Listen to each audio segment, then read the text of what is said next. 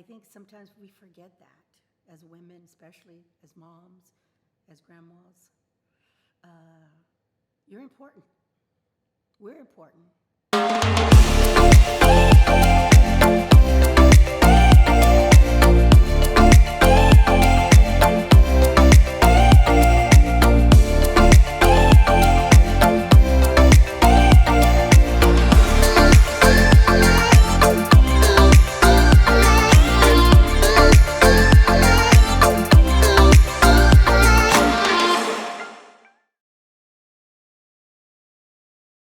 My name is Virginia Molina-Cross. I was born and raised in Houston. Me and my three sisters had just an amazing childhood. Totally, there was four girls in my family, including my mom. There was five. So my poor dad was just surrounded by all as women. He didn't have a choice. I was a middle child, so needless to say, I was the typical middle child, always getting into things, sometimes stuff I didn't need to get into. Moving fast forward, when I was 20 years old, I decided to join the military. I remember it like it was yesterday that I went down, it was my senior year in high school, and I went down to the recruiter's office, the Army recruiter office, and started talking to him. My parents did not know, and this is a true story. My parents did not know I had gone down there. I signed the dotted line, came home, told my mom and dad I had joined the United States Army, and that I would be leaving within a month or so. Needless to say, my dad said, okay, you signed, you go, which was really surprising. My mom didn't take it very well, but she learned to adjust. And also, in the Army, I was a military police officer, and that was just one of the highlights in my life. I got to expose to so many different things in life that I know I never would have experienced.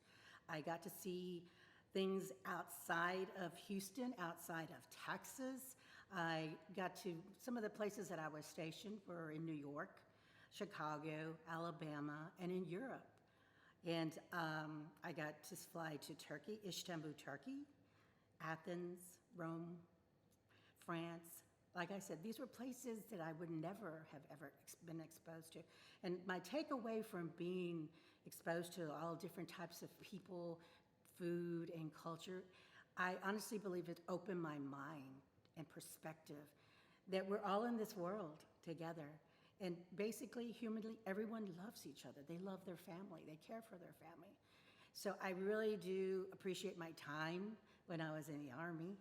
And another reason why what I loved being about the Army is when I met my future husband, my love of my life, Rex W. Cross.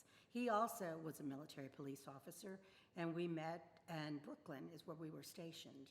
So fast forward, we've been together for 40 years. Yes, 40 years.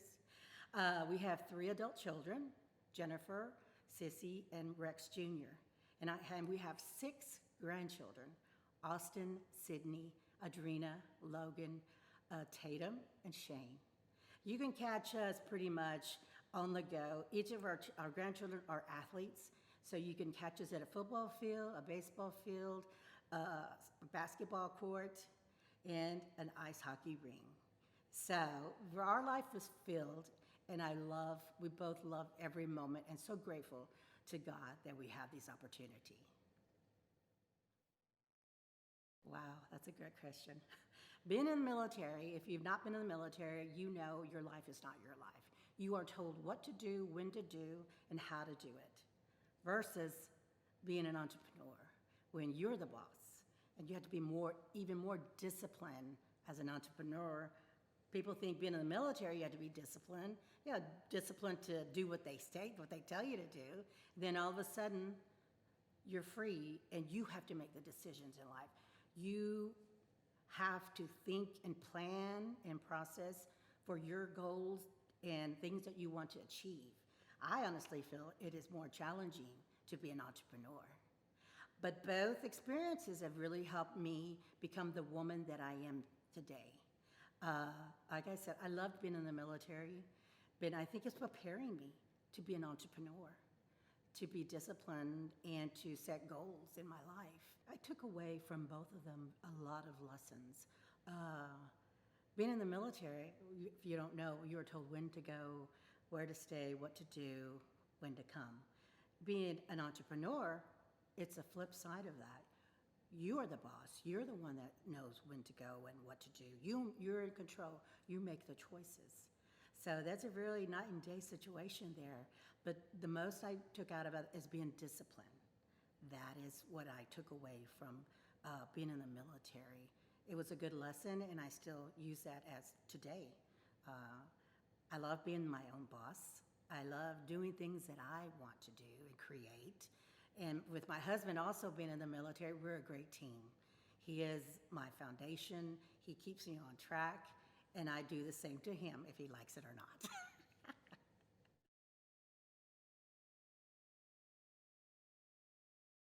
Awesome question. Uh, in September, I turned 61 years old. And when I was growing up, 60 was like ancient. But now that I am 61, it's like my life is just beginning. I've raised my children, I adore my grandchildren, and I was one of those stay-at-home moms that stayed at home with my children till they all started school. I did not have a life. I invested in my children, and the benefits are I have 3 amazing children. And now it's time for me. You know, all this time I've always had dreams and desires, and I kept them alive. And now that I'm 61, there is nothing that I cannot do. There's nothing that I want that I cannot achieve. This is the second part of your life, and I want to encourage women that are in their 60s like myself to go after your dreams, go after things that you've always wanted to do in life. My life is my own now. And I really, really love it. I can do whatever I want. And I think sometimes we forget that as women, especially as moms, as grandmas. You're important. We're important. And don't ever forget that. Sometimes I know my children double check me and try to, you get to the point that your children try to think they're the adult and they're going to tell you what to do. I'm like, nope. Not this time. And sometimes I do stuff, they're like, Mother, you are 61 years old. And I'm like, thanks for reminding me. And I carry on. But yes, enjoy life every day. I can say I went through that too, because my identity was being a wife, being a mom, being a nana. And I do ask that question at times. Who am I? Because I know as a young girl, as a 16, 17-year-old girl, I had all these dreams of what I wanted to be and where I wanted to go and do what I wanted to do.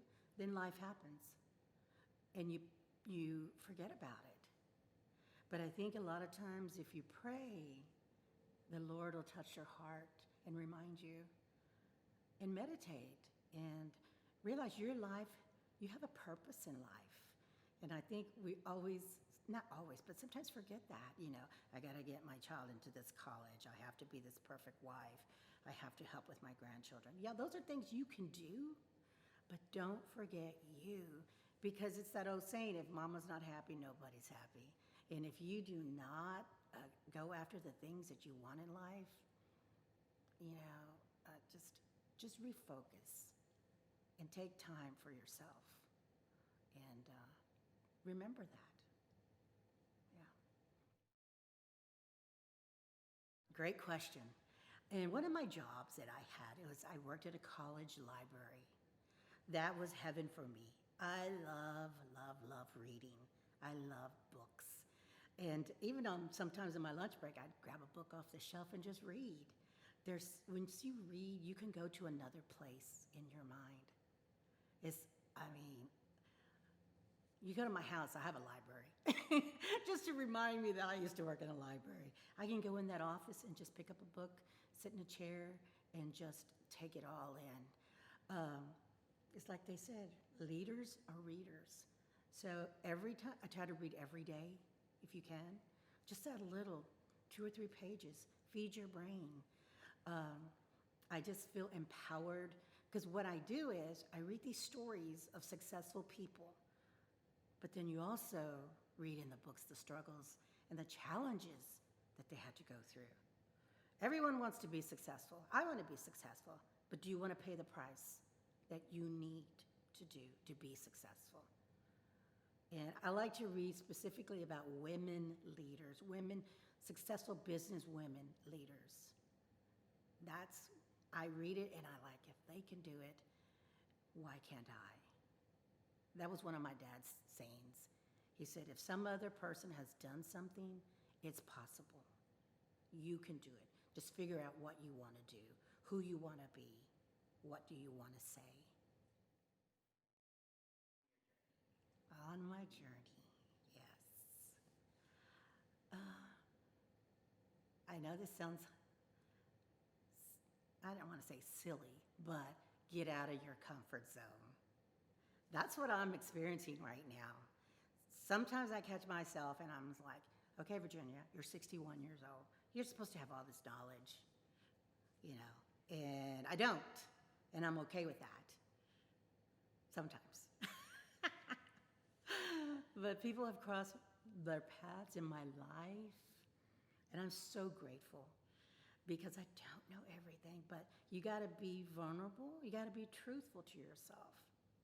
And getting uncomfortable is part of life.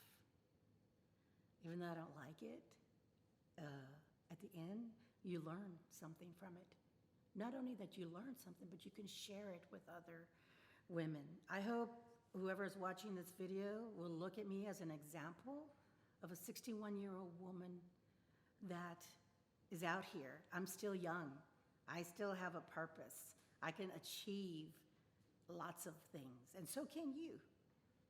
Just take the journey and believe in yourself and understand you will go through some challenges, but they're either going to make you stronger or you're going to quit. And I'm not a quitter. And I hope you're not either. Well, let's go back to me being in the military. So I'm going to take you back. And like I said, I'm 60 years old. When I joined the military, I was 19, 20 years old. So 40 years ago, think about it. It was a different world than it is today, especially for women, especially for Hispanic women, which I am. Okay. I was stationed in Fort McClellan, Alabama. Yeah. We had a platoon of 3 of the platoons were male. These men did not want us there. They didn't think we were good enough, smart enough, or strong enough. We'd go on these marches, hikes, and they'd always put the women's squad in the front, and the men were always behind us, okay? Gradually, people start dropping out because they can't take the hike, they can't take it any longer, they just drop out, and the drill sergeants are right there, just yelling at us constantly. Finally, we got to the top of the mountain. It was the squad leader, which is the leader of the squad, and myself. We were the only 2 females that made it to the top of the hill. Because in my mind, I was telling myself, Virginia, do not quit. And I think that's sort of a manifestation of how I've tried to live my life, to not quit. Because it was hard. You had a backpack on your back, running in combat boots, and constantly hearing the voices. I'm not a man hater. I don't want anybody to think that. But the guys in the back, quit. You're a woman. You're weak. And they didn't realize that was fueling me to go. It was not encouraging me to quit. And once we reached the top of that hill, from then moving forward, majority of all those men respected me. And that's all I want, is respect. It's like the old saying, treat others how you would like to be treated. And I was a young girl at that time, and I knew it was in me. And I carry that through all my life. Reaching the top of the mountain, I feel it's just a manifestation of how I chose to live my life, to give 100% and do my best. And like I said, my father raised me and my sisters to believe if you're going to do something, do it 100%, and that's all you can do.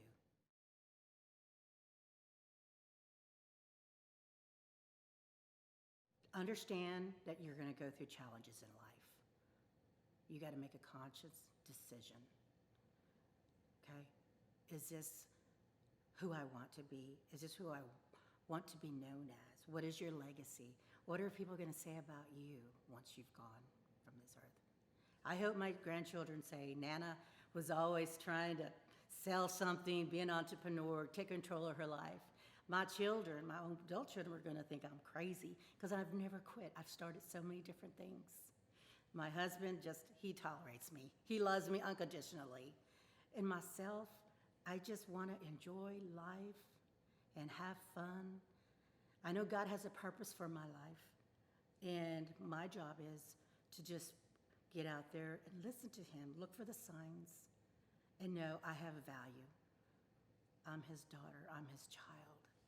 He loves me unconditionally, just like I love my family unconditionally. So do it, don't be afraid.